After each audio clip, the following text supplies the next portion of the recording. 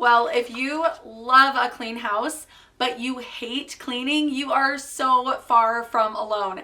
Today, let's talk about 15 items or things that you can get rid of in your space to make cleaning easier. Flat surfaces. If you can eliminate furniture with flat surfaces that isn't serving any purpose in your home, it's just kind of extra, or you think you're using it, but when you open the drawers, you realize it's just junk, stuff that you don't need, eliminate that entire piece of furniture. I have noticed that flat surfaces accumulate clutter maybe more quickly than anything else. So if you are frustrated with cleaning, I would check out the flat surfaces, see if there's anything you can haul out that's an actual piece of furniture, like a dresser or a nightstand or an entryway table. Okay, so the funny thing about this video is some of the stuff that I'm gonna mention, I actually have because I love the item more than I hate cleaning it up. And let me explain. Throw pillows. This is one that I admit the throw pillows get flung everywhere, all over the living room. I find the throw pillows that are supposed to be in the living room upstairs often. They're all over the place. The kids play with them and they're just a mess. But here's the thing, I love throw pillows so much that I'm actually going to keep them in my home because I love having them more than I hate cleaning them up. So you're just gonna have to take this whole video with a grain of salt and recognize that it just depends. It depends on where you are with everything. I am not getting rid of my throw pillows anytime soon. However, I also feel like there's kind of seasons of life where you can store things away for now. After I just have a baby, I'm very overwhelmed by my house, and I actually would consider packing up all the throw pillows because for me, it would be worth it in that phase of life. Now, I'm not pregnant, I'm not having a baby, but if I were in that position, I could see that packing up the pillows for a while would be very helpful. So with some of this, just also consider your phase of life and realize that it doesn't have to be so black and white and harsh, like you have to get rid of this stuff and never have it again. I think sometimes you can just pack it away for now. I call puzzles, blocks, toys with lots of little tiny pieces like play food, lots of little Hot Wheels cars, stuff like that. I call them mess makers. And I have all but eliminated them in my house.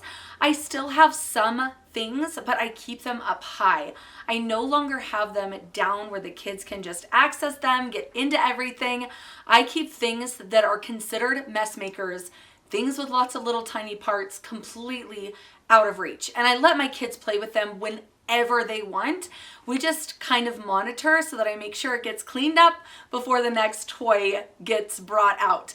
This leads me into my next one. You know those cube type, they're not really cube organizers, but it's a shelf that's kind of at a slant and it holds little plastic tubs. It depends on the size, but you can usually hold like 12 different tubs in one of these organizers. I see so many homes with these. This type of toy organization solution, in my opinion, is completely working against you. I like to get separate bins and totes with lids that the toys go into. Everything is separated and gets brought out one at a time. I do not like dusting. It's funny because it's not that hard of a job. It's not like cleaning the refrigerator, which I hate even more. Dusting for me is just kind of a nuisance and a bother, but knickknacks and plants. Now, I do have a fiddle leaf tree in the corner of my living room, and it is a real pain to dust the leaves.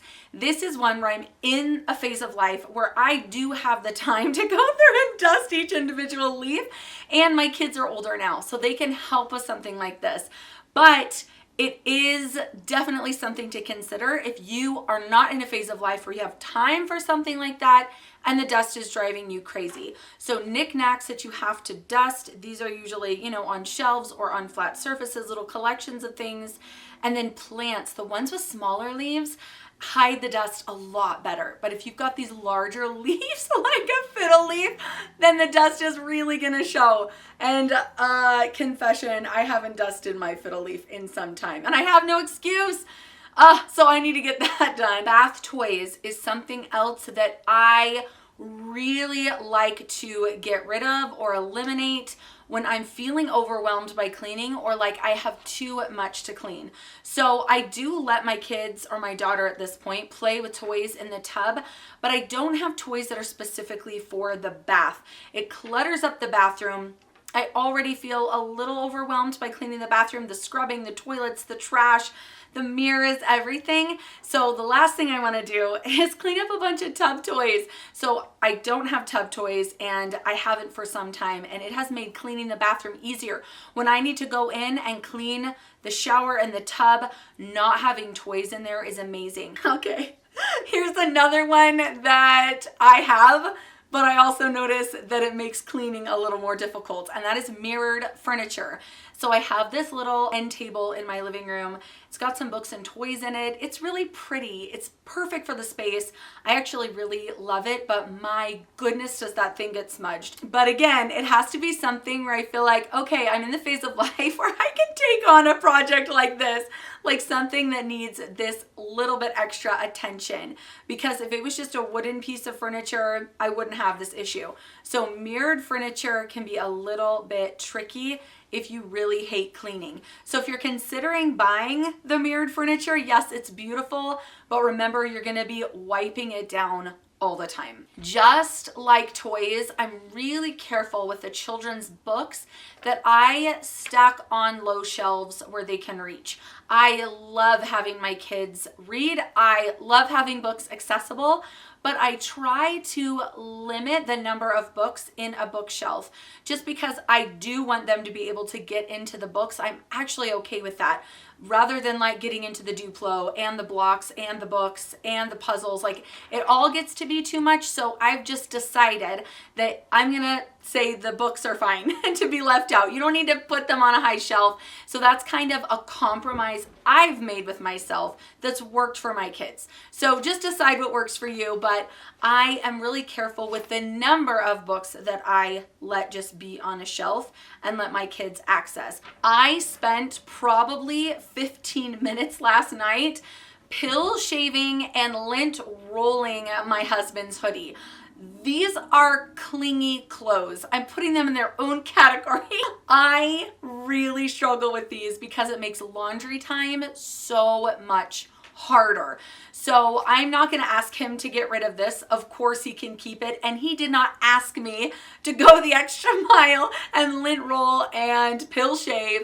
But I just noticed that it was really covered in like dog hair and pills.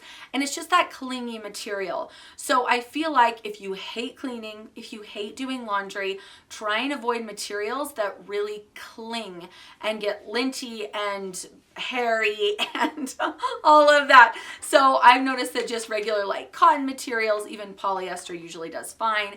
But if you eliminate clingy clothes, man, it'll make laundry way easier. Speaking of laundry, I recently went and packed up a couple of bins worth of kids' clothes and put them in the basement. I was noticing that laundry was taking me way too long, and oh my goodness, please tell me if your kids do this. My kids would put their clean clothes back in the dirties. And I was getting a little frustrated, and we just couldn't seem to break the habit. So I thought, okay, you know what? I think there are more clothes in here than the kids are able to comfortably manage. And that's kind of your clue. When the toy room is always a mess, when the laundry is never ending, it's just kind of your clue that there's probably just too much in that space. And I had to learn this lesson the hard way after nagging my family for years, feeling frustrated, cleaning a ton. I realized, okay, there's just too much in here. And it's okay if your family members are not at a phase where they can manage things comfortably either. So pack up some kids' clothes. Similarly, I've noticed that having a lot of extra dishes, there's like a sweet spot, I feel like, for dishes. Because on the one hand, we love to be able to have friends and family over for dinner, but at the same time, I don't like doing dishes. So I think there is a really fine balance, and you're just gonna have to see what that is.